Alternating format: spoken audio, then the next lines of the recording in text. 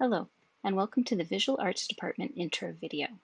My name is Michelle Boucher, and I'm the Visual Arts Department Chair.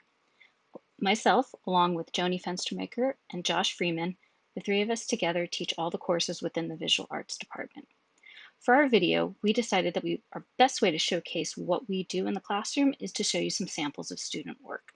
So throughout the course of this video, you'll see samples of student work as we go through. First, let me tell you that we have three different levels of courses in the visual arts department.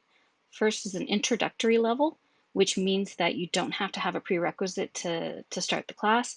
We'll teach you at a basic level. However, if you do come in with some foundational knowledge, we'll also work with you to improve your skills and meet you at the level you're at. So we always want to make sure to challenge our students to get better, but also be aware that we're teaching it at an introductory level.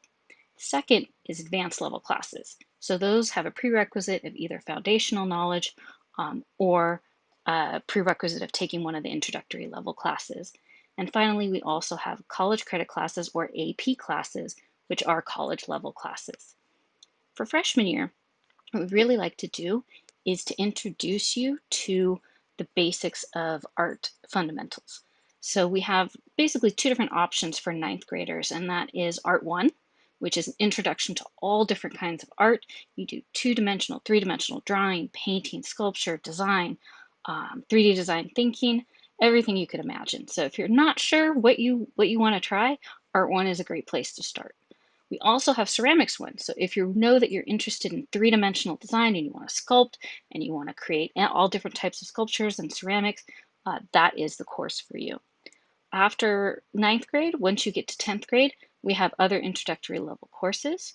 We have animation, graphic design, photography. Then at the advanced level, we have advanced photography, and then we also have advanced art. Advanced art allows you to really have the freedom to choose which path you want to do. So advanced art incorporates 2D, 3D, digital art, anything you want to do at a more advanced level.